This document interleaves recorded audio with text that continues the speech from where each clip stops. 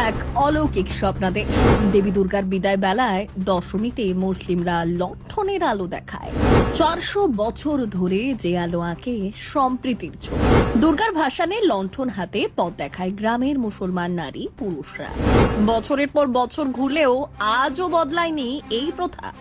মালদার চাঁচলে দশমীর দিনে মহানন্দা তীরে দল বেঁধে হ্যারিকেনের আলো দেখালেই মা উমা পাড়ি দেন কৈলাসের পথে।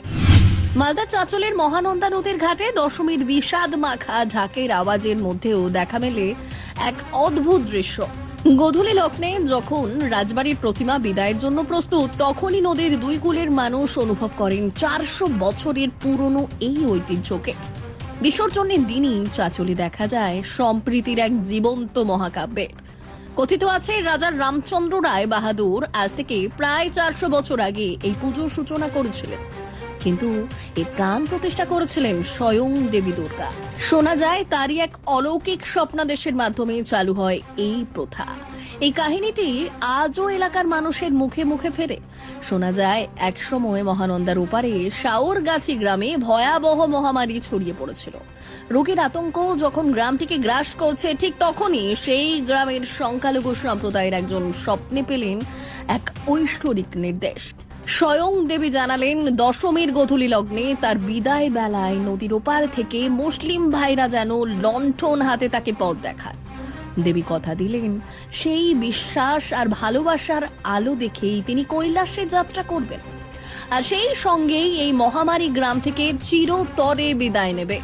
দেবীর আদেশ শিরোধার্য করে সেই থেকে দশমীর ভাসানের সময় মায়ের মূর্তির সামনে পেছনে সারিবদ্ধভাবে লণ্ঠন জ্বালিয়ে এগিয়ে চলতেন মুসলিম সম্প্রদায়ের মহিলারা। কথিত আছে মায়ের আদেশ পালন করার পর থেকেই নাকি মহামারীর প্রকোপ কমে আসে, সেরে যায় মানুষদের নানান রোগ। সেই নিয়ম আজও সমানভাবে প্রচলিত রয়েছে চাঁচলে। সেই থেকে এই প্রথা আজ পর্যন্ত একদিনের জন্য ভাঙেনি। প্রতি বছর যখন রাজবাড়ির প্রতিমা মহানন্দার ঘাটে পৌঁছয়, ঠিক সেই সময় নদীর ওপারে লণ্ঠনের সারি জ্বলে ওঠে।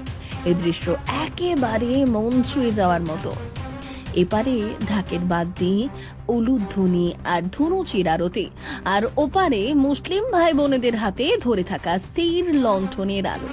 দেবী দুর্গা যেন এই মানব ধর্মের লণ্ঠন আলোতেই তার শেষ যাত্রা শুরু করে। বলা ভালো, এই আলো সকলকে যেন দেখায় মানবিকতার পথ। আসলে ধর্ম আলাদা হলেও মানুষের বিশ্বাস আর ভালোবাসা কিন্তু এক।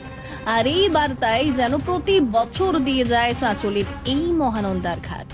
বলা যায় এটি 400 বছরের অটুট বিশ্বাসের এক নীরব সাক্ষী।